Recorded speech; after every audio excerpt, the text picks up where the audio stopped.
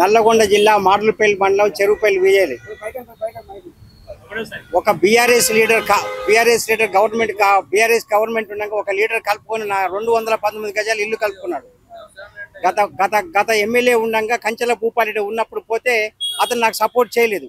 Congress government వచ్చినాక ప్రజావాణి పెట్టినాక నేను ప్రజావాణి గవర్నమెంట్ వచ్చినాక ప్రజావాణి స్టార్ట్ చేసింది. ఇప్పుడు ఈ రోజు వరకు కూడా నేను ప్రతి మంగళవారం శుక్రవారం వచ్చిన డీజీపీ కాడికి పోయినా, ఎస్పీ కాడికి పోయినా, కలెక్టర్ కాడికి పోయినా, ప్రజావాణికి వచ్చినా నా సమస్య తీరలేదు. నల్గొండ ఎస్పీ కాడికి పోయినా, హైదరాబాద్లో డీజీపీ లగిడికాపుల్ రవిగుప్తా దగ్గరికి పోయినా, ఇంకో జితేంద్ర సార్ దగ్గరికి పోయినా, ఎస్పీ దగ్గరికి పోయినా, కలెక్టర్ దగ్గరికి పోయినా నా పని కాలేదు. గింతంత పనికి అవతలోళ్ళు కూలగొట్టుకుని కట్టుకుంటే గవర్నమెంట్ సాయం చేయలేదు. ఇలా గవర్నమెంట్ ఇల్లు వచ్చి కూడా నాకు ఇవ్వలేదు. అవతలోడు కూలగొట్టుకుని కట్టుకుంటే కూడా నాకు గవర్నమెంట్ ఇల్లు ఇవ్వలేదు. నా సొంత భూమి 219 గజాల్లో కబ్జా చేసుకొని కట్టుకుండు. మా తాతల కాంచి ఉన్న భూమి అది. ఆ 219 గజాల్లో ఖాదీపోర్ట్ గవర్నమెంట్ లోన్ ఇచ్చింది నాకు.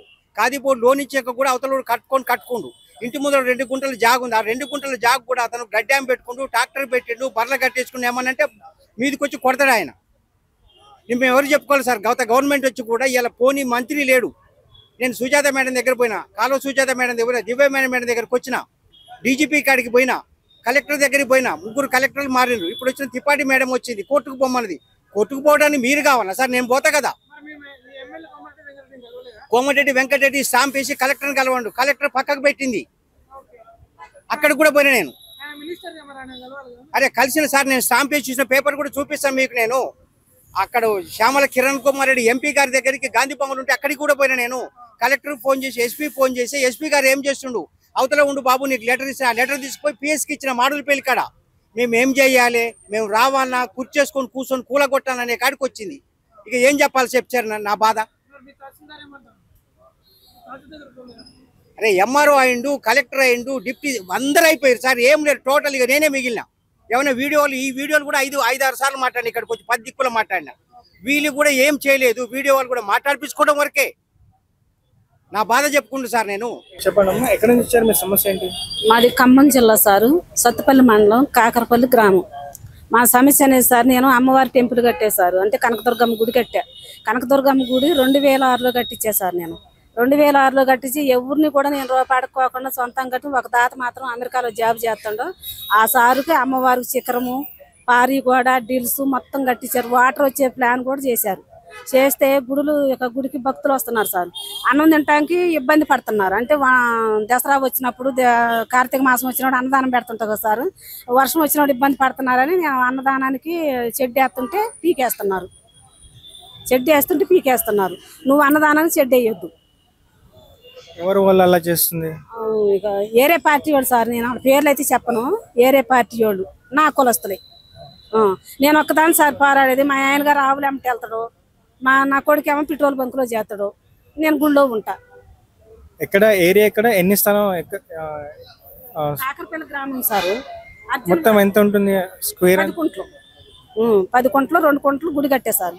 8 కుంట్లు ఉంది. 8 కుంట్లో గోశాల, అన్నదానం చెట్టు, అంటే వడ్డ చెట్టు. ఇంటి దగ్గరలో అక్కడ ఉన్న అధికారులను ఏమైనా కలిసారా మీరు? కలిసాను సార్.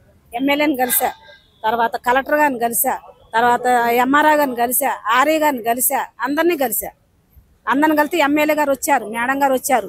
వచ్చి మా ఊరు మేడం గారు ఉన్నారు కదా, లోకల్ మేడం గారు వచ్చి ఆమె అన్నదానానికే కదా కట్టుకునేది, మీకెందుకు ఇబ్బంది అని అడిగారు మేడం గారు. అడిగితేను మేమైతే ఒప్పుకోము. ఆ మేడం గారు ముందర ఏమంటున్నారు, కట్టుకోమని చెబుతున్నారు. మేడం గారు వెళ్ళిన తర్వాత మళ్ళీ పీకాడ పెడుతున్నారు. అది కలెక్టర్ గారికి కూడా కంప్లైంట్ పెట్టేశారు. కలెక్టర్ గారు కూడా నోటీస్ పంపించారు, పోస్ట్ ద్వారా నోటీస్ పంపించి ఆ వ్యక్తులను అరెస్ట్ చేయమని పంపించారు. అయితే నేను పోలీసులకు పెట్టా కంప్లైంట్.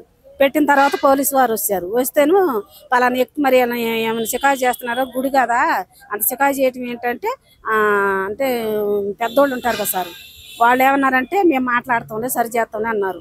సర్లేని పోలీసులు వెళ్ళిపోయారు. వెళ్ళిపోయిన తర్వాత సరిలేదు, ఏమి లేదు, మళ్ళీ వంచేటప్పుడు మళ్ళీ పీకాడ పెట్టారు. అది ఇక్కడ 3 సార్లు పీకారు సారు. తర్వాత దిమ్మ కట్టేటప్పుడు కూడా నేను దిమ్మ కట్టొద్దు నా స్థలంలోని అడ్డం తిరిగా సారు. అయినా సరే నన్ను నెట్టేసి దిమ్మ కట్టారు. ఇక్కడ అధికారులు ఏమన్నారు? ఇక్కడ అధికారులు అక్కడ న్యాయం జరగట్లేదని, అక్కడ సత్తుపల్లి న్యాయం, ఖమ్మంలో న్యాయం చేయి, ఇక్కడికి వచ్చి నేను సార్ని సీఎం సార్ని కలుద్దామని వచ్చింది సార్. నాకు న్యాయం చేస్తారని వచ్చింది సార్. వస్తే సారు సార్ ఏం సార్ మరి సీఎం సార్ అయితే రాలేదు. చిన్నారెడ్డి సార్ ఉన్నారు. రెడ్డి సార్ ఏమన్నారంటే సంతకం పెట్టి అమ్మ ఇది ఖమ్మం కలెక్టర్ దగ్గరికి ఇవ్వు, నీకు మంచిగా జరిగిద్దని చెప్పారు. అది. నమస్తే సార్, ఎక్కడి నుంచి వచ్చారు? మీ సమస్య ఏంటి? అది పెన్షన్ గురించి వచ్చింది సార్. పెన్షన్ గురించి అప్లై చేద్దామని వచ్చింది. ఎప్పటి నుంచి రావట్లేదు మీకు పెన్షన్? మాకు కేసీఆర్ ఉన్నప్పటి నుంచి కూడా పెన్షన్ లేదు, ఏం లేదు. ఈ ప్రభుత్వం వచ్చినాక చేసుకుందామని ఇప్పుడు చేసిన ఈరోజు. సుమారు ఎన్ని సంవత్సరాలు నాదా పెన్షన్ రాక? పెన్షన్ రాకంటే నేను 61 సంవత్సరం ఉన్నా, 61 ఉన్నా. అలా కాదు, మీకు ఎప్పటి నుంచి పెన్షన్ రావట్లేదు? ఎన్ని సంవత్సరాల నుంచి రావట్లేదు? నేను చేయలేను, అప్లై చేయలేను కూడా, ఇప్పుడే చేశాను. మరి ఇంటి దగ్గరలో ఉన్న అధికారులతో ఏమైనా మాట్లాడారా? ఏం లేదు సార్, మండలికి పోతే ఇప్పుడు లేదు అని చెప్పినారు, అందుకు ఇక్కడ వచ్చాను. మరి మీకు ఏమైనా మెసేజ్ కానీ పేపర్ కానీ ఏమైనా ఇచ్చారా? మెసేజ్ ఏం లేదు, ఇప్పుడు సాయంత్రం మెసేజ్ వస్తా అన్నారు. రిజిస్ట్రేషన్ అవుతుంది, సాయంత్రం మీకు మెసేజ్ వస్తా అని చెప్పినారు. పేపర్లు తీసుకున్నారు. ఇంతకుముందు మీరు ఎక్కడ పని చేసేవాళ్ళు? మేము అక్కడనే ఊర్లోనే చేసుకుంటాం సార్. ఏం పని? అది పని చేసుకుంటాము. సో మరి మీరు ఇప్పటివరకు మీరు పెన్షన్ అప్లై చేయలేదు? చేయలేదు సార్. నేను పెన్షన్ కోసం 4 నెలల నుంచి 4 సార్లు వచ్చినాయి ఇక్కడికి. అక్కడ నేను మండల ఆఫీస్ పోతే ఏమన్నారంటే నీకు 60 ఏళ్ళు వచ్చినాక 65 వచ్చినాక ఇస్తామమ్మా అన్నారు. నాకు ఇప్పుడు 67 ఏళ్ళు వచ్చినాయి. వీడికి 4 సార్లు వచ్చినా కూడా పెన్షన్ ఇవ్వలేదు నాకు. ఇంకా రేపిస్తాం అంటారు. ఎక్కడైనా ముసలోళ్ళు ఉన్న జాగాలలో పెన్షన్ మాత్రం కంపల్సరీ ఇవ్వాలి మా రేవంత్ రెడ్డి గారు. అయితే ఒకటేంటంటే ఆ పెన్షన్ ఇచ్చిండ్రు అనుకో ఆయన కాళ్ళు మొక్కుతారు ముసలోళ్ళు. ఇప్పుడు కొడుకులు కోడళ్ళు ఎవరు చూస్తలేరు ఈ కాలంలో. కొడుకుల సంపాదన కొడుకులదే, కోడళ్ళ సంపాదన కోడళ్ళదే, ఎవరిది వాళ్ళే. నా పిల్లలు నేను, నా సంసారం నేను బడికి ఫీజులు కట్టలేక సస్తున్నాము అని చెప్పి ముసలోళ్ళని తీసుకొచ్చి దవాఖానలలో ఇడిచిపెట్టి పోతురు. ఎక్కడెక్కడ దేశాల నుంచి మొత్తం తీసుకొచ్చి ఉస్మాన్ హాస్పిటల్ ఇడిచిపెట్టి పోతురు. అయితే నాకు హార్ట్ వచ్చింది, నాకు 7 సంవత్సరాలు అవుతున్నాయి. అయితే నాకు ఇప్పుడు మందులకు పైసలు లేవు. నాకు అర్జెంటుగా పెన్షన్ చేయమని కోరుకుంటున్నా రేవంత్ రెడ్డిని. నేను ఎక్కడి నుంచి అంటే ఎన్టీఆర్ నగర్ అంటారు, మరి సరూర్ నగర్ మండలము. నేను సరూర్ నగర్ మండలం కూడా పోయినా. అయితే మా ఊర్లో వాయిలపల్లి, మాది వాయిలపల్లి ఒక ఇల్లు ఉంది, పాత ఇల్లు. అయితే అది నాది ఎప్పుడో అలికి పూసుకొని బతకంటే కూలగొట్టించి ఆగవాగం చేసిర్రు. సర్పంచులను అడిగిదా, అక్కడ కాదు నేను తర్వాత చెప్తామని ఒకటి మీద ఒకటి 4 సర్పంచులు ఒకటి మీద ఒకటి చెప్పుకుంటుండు. వాయిలపల్లి మాది. అయితే పుట్టుఊరిన వాయిలపల్లి. అయితే మల్కపేటలో ఉంటాం మేము. ఎప్పుడో రజాకారులు అప్పుడు తరిమి కొడితే ఇక్కడ వచ్చి మల్కపేటలో బతికినాం. మాది మల్కపేట. అయితే ఇట్లనే ఊరోళ్ళ లెక్కనే ఉంటాము. ఏ ఊరు అని అడుగుతారు నన్ను. ఏ ఊరు అయితే ఒక నెల అయితేనే మంచిగా మారుతారు ఇక్కడ వచ్చిన వాళ్ళు. ఆడిని ముంచి మాకు అట్లాంటిది తెలియదు, మేము ఎర్రగోళ్ళం. అయితే మా రేవంత్ రెడ్డి గారు ఇప్పుడు వచ్చి కూడా సంవత్సరం వెళ్ళి 2వ సంవత్సరం అవుతుంది కదా. ఈ బస్సు టికెట్లు తీసేసి 60 ఏళ్ళకి 50 ఏళ్ళకి టికెట్లు పెట్టి మాకేదన్నా సాయం చేసి, ముసలోళ్ళకి సాయం చేసి, మంచో చెడ్డో పైన మనుషులను పెట్టి ఎంక్వైరీ చేసి మంచిగా ముసలోళ్ళకి పెన్షన్ ఇస్తే అదే 10,000. మాకు జీతాలు వస్తలేవు సార్. సార్ వనపర్తి దిక్కు నుంచి వచ్చినాం. మాకు జీతాలు వస్తలేవు సార్. నాకు ఫస్ట్ ఇయర్ ఒక 3 సంవత్సరాల జీతం పడాలి సార్. నాకు పడే జీతాన్ని కూడా సార్ ఆఫ్ చేసిండు. ఆఫ్ చేసి నాకు కూడా నేను ఇడిచిపెట్టలేను సార్. 3 సంవత్సరాలు ₹1 తీసుకోకుండా పనిచేసిన. మళ్ళీ ఇప్పుడు నాకు కొత్తగా వచ్చిన ప్రిన్సిపల్ సార్ కరీంనగర్ పంపించి కొత్త ఆర్డర్ కాపిచ్చిండ్రు. పాతది ఉన్న తర్వాతనే నాకు మళ్ళీ 2 నెలలు జీతం పడ్డది. మళ్ళీ ఇప్పుడు 7 నెలల జీతం రావాలి సార్. నాకు మా నాన్న గుండె ఆపరేషన్ మంచి సార్. మా అమ్మకు 2 చేతులు ఇరిపోయినాయి. ఒక్కదాని 7 మందిని చాకోవాలి సార్. నేను ఇంటి రెంట్ కట్టడానికి కూడా డబ్బులు లేవు. ఖర్చులకు ఇబ్బంది చాలా ఉంది సార్. భయంకరమైన పరిస్థితి ఉంది మాది. ఇక్కడ కష్టం చేస్తున్నాం, మందిని బయట అప్పులు అడిగితే కూడా ఎవ్వరు ఇస్తలేరు సార్. మా పరిస్థితి ఇది ఉంది సార్. దయచేసి జీతాలు వేయండి సార్. మీరు ఎక్కడ పని చేస్తారు సార్? మేము ఇక్కడ వనపర్తి దగ్గర కొత్తకోట అని ఉంటుంది సార్. అక్కడ తెలంగాణ మోడల్ స్కూల్లో పనిచేస్తాను సార్. అటెండర్ని నేను. ఎంతమంది బాధితులు ఉన్నారు సుమారు? 7 సార్. బాధితులు ఎంతమంది ఉన్నారు? 7 మంది ఉన్నారు సార్. 7 మంది. నాన్న, 3 పిల్లలు, 2 మన్మన్లు, అమ్మ, 7 మంది ఉన్నారు సార్. కాదమ్మా, మీ స్కూల్లో ఎంతమంది ఉన్నారు? మీకు అంటే శాలరీస్ జీతాలు ఇవ్వకుండా ఎంతమంది బాధితులు ఉన్నారు సార్? మేము 4 ఉన్నాం సార్. 4. ఒక computer operator, PT madam, watchman, నేను సార్. ఎందుకు ఆపించారు మీకేమైనా తెలుసా? ఎందుకో సార్, బడ్జెట్ లేదు అని చెప్పి ఆప్ చేసిండ్రు సార్. బడ్జెట్ లేదనే చెప్తున్నారు. ఎప్పుడు అడిగినా బడ్జెట్ లేదనే చెప్తున్నారు. అది సార్. మరి అక్కడ దగ్గరలో ఉన్న అధికారులతో మీరు ఏమైనా మాట్లాడి చూసారా? సార్ మా మేడం వాళ్ళే ఇంకా డైరెక్ట్ మేము ఎవరితో అక్కడ ఏజెన్సీ వాళ్ళకి ఫోన్ చేస్తే బడ్జెట్ లేదనే దానికి ఇది ఏదో ప్రాబ్లం ఉందని చెప్పి ఇక్కడ వచ్చేసినాం సార్. అక్కడ దగ్గరలో ఎవరితో మాట్లాడలేదు? దగ్గరతో ఎవరు లేరు సార్ అక్కడ మాకు మాట్లాడడానికి. ఫోన్లు చేసిండ్రు సార్, ఫోన్లు చేసి మాట్లాడితే బడ్జెట్ లేదని చెప్తున్నారు. ఇక్కడ ఏముందో తెలుసుకుందాం అని చెప్పి కనుక్కున్నాలని వచ్చినాం సార్. ఇక్కడికి ఎన్నోసారి రావడం? సార్ ఫస్ట్ టైం ఇప్పుడే సార్ నేను రావడం. అయితే అధికారుల స్పందన ఎలా ఉంది? ఏమన్నారు వాళ్ళు మీతోనే? వాళ్ళు ఏమన్నారు తెలియదు సార్, మా మేడం వాళ్ళే మాట్లాడిండ్రు. వనపర్తి జిల్లా నుండి తెలంగాణ మోడల్ స్కూల్లో పనిచేస్తున్నటువంటి అవుట్సోర్సింగ్ సిబ్బంది. ఈ యొక్క అవుట్సోర్సింగ్ సిబ్బంది 4 కేటగిరీలుగా వర్క్ చేస్తున్నాం. Physical editors, computer operators, night watchman, office subordinate గా 4 కేటగిరీలుగా గత 12 సంవత్సరాల నుంచి కూడా విధులు నిర్వహించడం జరుగుతుంది. ఇన్ని రోజులుగా ఏ రోజు కూడా మాకు 6 నెలల జీతం రాకపోవడం అనేది లేకుండే, కానీ ఇటీవల మార్చి నెల నుండి ఇప్పటి వరకు కూడా 6 నెలల జీతం రాకపోవడం వల్ల ఆర్థిక ఇబ్బందులు చాలా గురవుతున్నాము. మా కుటుంబ పోషణను కూడా పోషించుకోవడానికి కూడా చాలా ఇబ్బందులకు గురవుతున్నాం. కాబట్టి మీ మీడియా ద్వారా పై అధికారుల వరకు తీసుకెళ్తే మాకు సకాలంలో జీతాలు వస్తాయి. సకాలంలో జీతాలు వచ్చినట్లయితే మా కుటుంబ పోషణకు, మా ఆర్థిక ఇబ్బందులకు ఇలాంటి తలెత్తడానికి అవకాశాలు ఉన్నాయి. కాబట్టి మీ మీడియా ద్వారా కోరుకునే విన్నపం ఒకటే, వీలైనంత త్వరగా పై అధికారుల దృష్టికి తీసుకెళ్తారని కోరుకుంటున్నాను. వనపర్తిలో ఉన్నారన్నారు కదా, మరి అక్కడ ఉన్న అధికారులతో మీరు ఏమన్నా మాట్లాడి చూసారా? మాకు ఈ మోడల్ స్కూల్ సొసైటీకి అడిషనల్ డైరెక్టర్ గారు ఆర్ఎంఎస్ ఆఫీస్లో ఉంటారు. సార్ దగ్గర కూడా ఇప్పటికీ 4-5 సార్లు రావడం జరిగింది. సార్ కూడా బడ్జెట్ లేదు, బడ్జెట్ పెట్టాము, బడ్జెట్ రాగానే మీకు సాలరీస్ ఇస్తామని చెప్పడం జరుగుతుంది.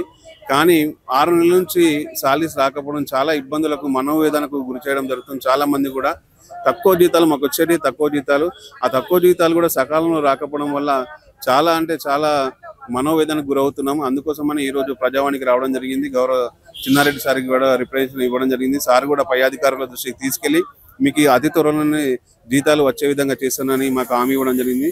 వారికి కూడా మా తరఫున ధన్యవాదాలు తెలియజేస్తున్నాం. మీరు బాధితులు ఎంతమంది ఉన్నారని చెప్పారా? 780 మంది బాధితులు ఉన్నాం. నా పేరు ఎల్ రూప్ సింగ్ అండి. నేను ఈ తెలంగాణ మహిళా సంఘాల సమైక్య అధ్యక్షుల యొక్క రాష్ట్ర గౌరవ అధ్యక్షుడిని.